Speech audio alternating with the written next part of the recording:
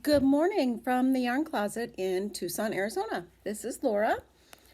I am Yarn Closet AZ on Instagram and the Yarn Closet over on Patreon. You can follow me there for free. You can join Patreon for free and follow me for free. There are plenty of downloads that I'll do for free on various patterns, knit, crochet, and now loom knitting. There have been a number of people who have asked me some stuff recently, including my mom, Kitty. Hey, don't turn that up, okay? If you need it louder, go in your own room, okay, Prue? Prudence, did you hear me? Thank you. What I said was, don't turn that up louder. If you need it to be louder, then go in your room with it, okay? Because I'm recording. Thank you.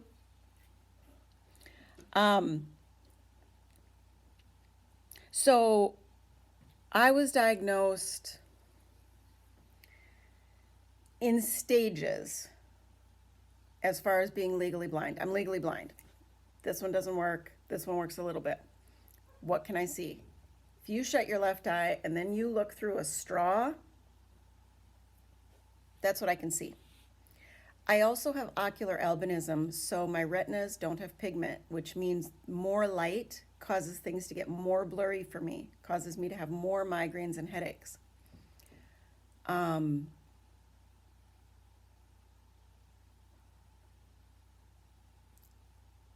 Why do I not act or look blind? I am asked frequently. Okay, so when I was little, I did this. Yes, I had eye surgeries. What they didn't know at the time is my body rejects stitches. So it didn't take great. They thought I was ripping stitches out when I was little, but I wasn't. So I walked around like this. My mom taught me to keep the eye open. Remember the pink tape? Remember the pink tape? You can pink tape your eyelashes up. My sister's ears stick out more, so she pink taped them back. It didn't help. It helped with my eye. It didn't help with her ears.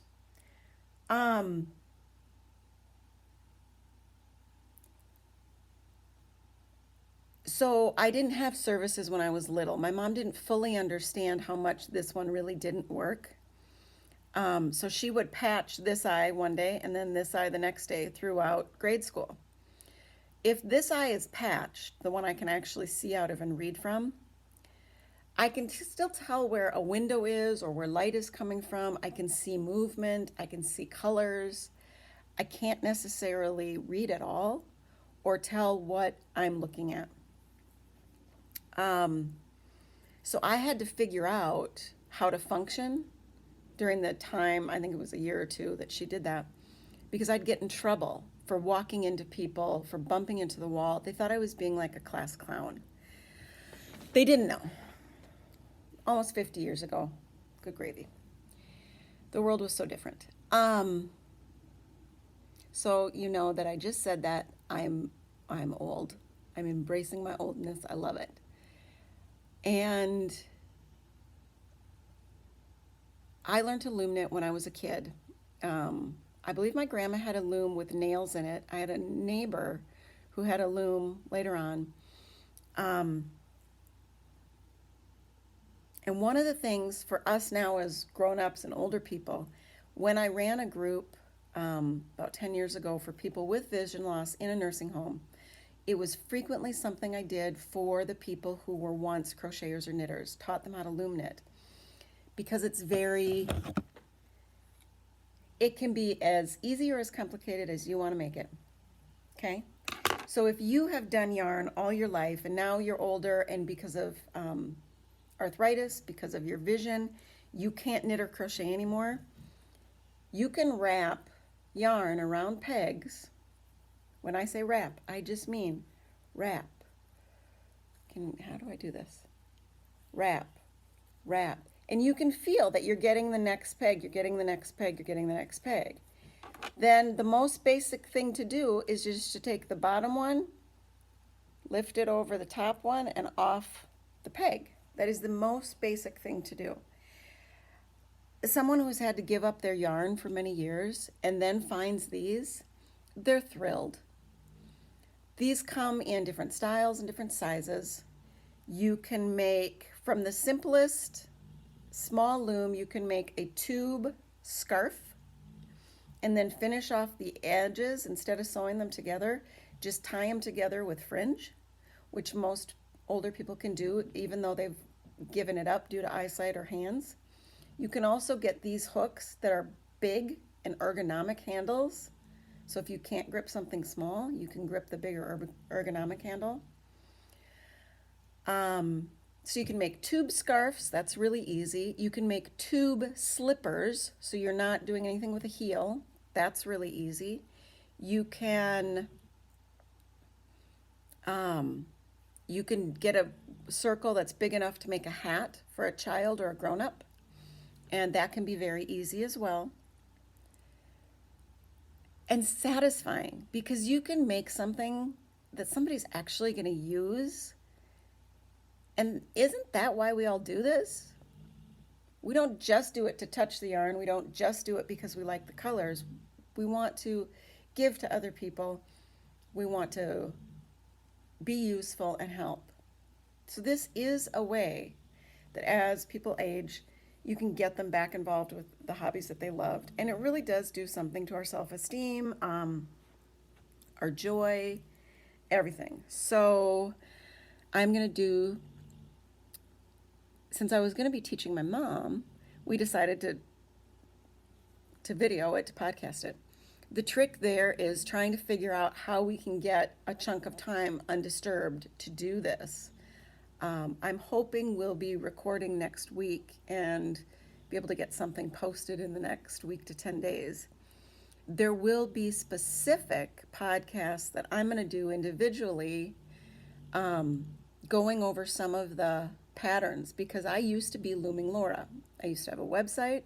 Between 2005 and 2008, I had a website and a business. I did in-person classes because looming was just becoming cool and hip and new. It was in its infancy.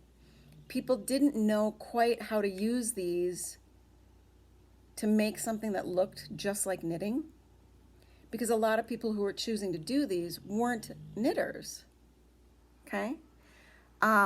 There's also something called a knitting board, which is usually got two sides to it, and you can weave the yarn back and forth to make a double thick panel.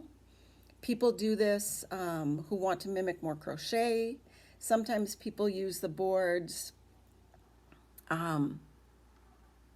because they can do a couple rows together, and then they can do a row off of each side of that and make a bag pretty easily. There's a lot of different techniques. This one is actually for making socks because this is adjustable. You can get these things in plastic, in wood, in various kinds of plastic, in all kinds of shapes. They come with stands. They come 4 feet wide. If you don't want to have to seam something and you just want to make a 4 foot wide blanket or panel. And what people have learned since then, as they've also started knitting, is how to make what you get on one of these look exactly like you're knitting. You can do the knit stitch and it will look exactly the same. You can do a purl stitch, it will look exactly the same. You can do yarn overs and get holes in your fabric. There are different patterns you can follow to make stitches. You can easily do ribbing on this. You can easily do seed stitch when you use an odd number of pegs. So I'm going to go through some of my older patterns and do mini tutorials on some of the things. One thing you have to remember is back in that day, I think Ravelry really just got off around 2008 when I was getting out of things. Those years I was being diagnosed as legally blind, and I was also doing this online business and this in-person business. And it was going well. I was selling kits off my website and blogging. I was doing a lot of classes. I was doing online classes on Yahoo groups, which was fabulous and fun. I was also doing group classes off my website because I could post more pictures, do things a little bit more interactively, because we didn't have this video transfer ease that we have today. But what you also have to remember is the patterns, if I put them out there that have my copyright from back in the day, it may have been written in 2005, but the latest copyright I think I was putting on things was maybe 2011, as people were wanting things that I was still dribbling out there to a few friends I had made. My patterns were pretty well written for the day and the time. They are nowhere near the level of professionalism that patterns have today. Some of the people putting out patterns in those group contexts weren't getting them tested, weren't getting them technically edited.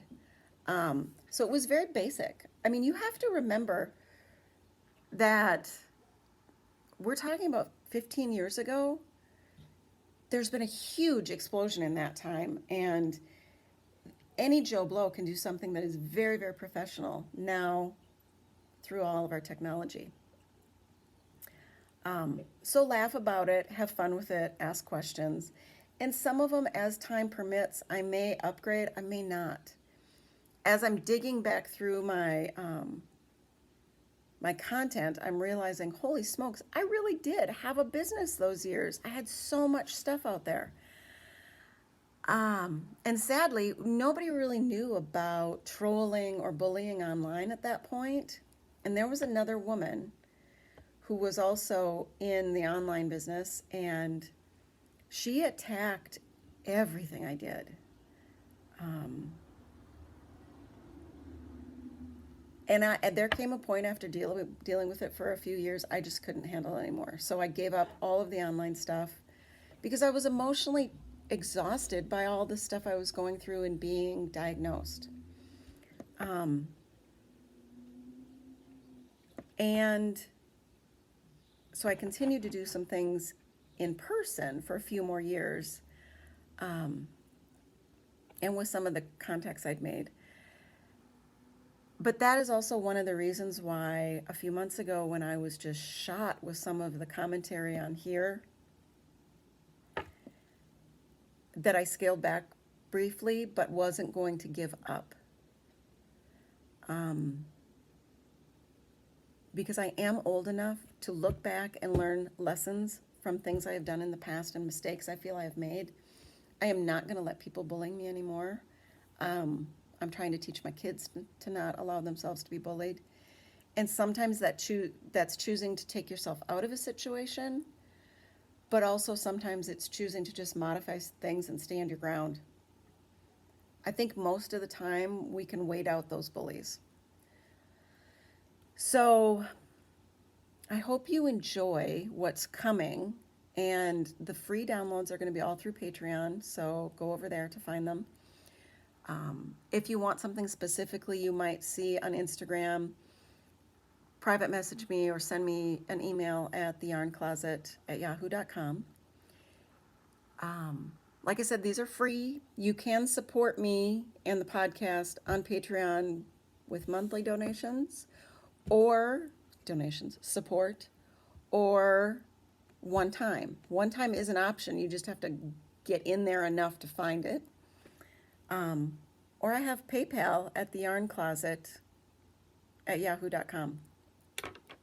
And I do appreciate the support because it does make a difference in the gifts that I send out quarterly to people who participate through commentary and just actual participation on my Instagram and on the Patreon.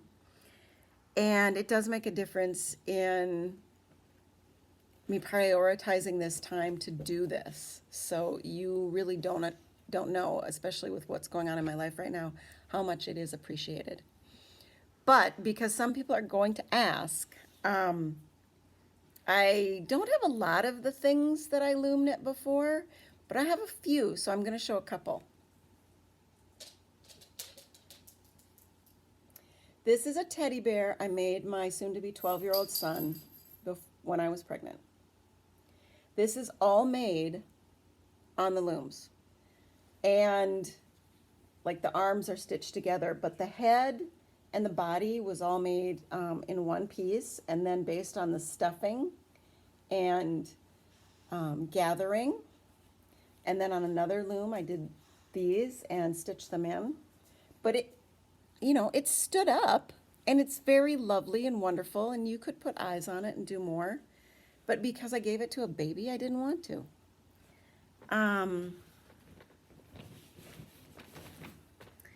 Here is a seed stitch hat. And this is 15 years old. It's been washed a gazillion times. It's never been gleaned. You know, I could trim off some of this stuff. It's got a gathered end. However, you can do what I just found out how to do in knitting hats and love. You can do a planned decrease on the crown for crown decreases. Magna, stop it. But here it is. And it, I mean, there's not a lot of finishing to this. It was just knit in a tube. This is the cast on. This was the cast off. And since I gathered it, it was very, very easy. And it is grown-up size. I mean, I have my hair in a ponytail back here because I haven't really done much today. Or let's do today's, how do we do today's coolness? Oh, I'm so cool. No, there we go. Maybe I won't look as wrinkly. Can I pass for a hipster? Not so much. See, ears, not good. But isn't that cool? And this is so easy to do. So easy. Just so easy. And I mean, look, people, look at that stitch definition. This is a seed stitch. And there are other ways that you can make the seed stitch look slightly different. So I'll go over that in time as I do some of these tutorials. But like I said, I hope you enjoy it. I hope you can learn it to teach maybe some of the kids in your life, to teach some of the older people. Maybe you've gotten to the point where you're having issues at times with your hands or your sight. It's a great thing and a relatively easy thing to do. And there are plenty of other people who maybe have better cameras and setups to actually see their tutorials better. There's so many tutorials on YouTube. Just look up loom knitting and you'll find them. So look with your heart first this week and watch my Instagram for some posts. Go over to Patreon, follow me for free. There's a ribbed hat and fingerless glove pattern that I put up there today that was done on the looms. Some of the other patterns will be like a dog leash that's quite sturdy if you use the right kind of yarn. A magic dog sweater, I call it, because it's ribbed, so there's, your measurements don't have to be all that exact. There's a bag that's got an actual woven flat round bottom, and then you knit the bag from there. Baby booties, baby ponchos, baby sweaters. I did this really neat baby poncho in cotton with like a diamond shaped opening here, because it was just a flat panel that was folded. And the fun thing about it is, if you've got a baby that's trying to get rid of their bib, you can make it an infant size, you can make it bigger, but it slips right over the head. And if they spit up a lot, you can just keep shifting it so that one area doesn't get just soaked, because you've got a front, you've got a back, and you've got some small side panels. And you can just kind of shift it and pull it easily off their neck. So great. Because my first was a spitter, had some issues. And what else? Oh, yoga socks. I had patterns published in Loom Knitting magazines. One of them was yoga socks. all kinds of stuff. So watch for it. Thanks, guys.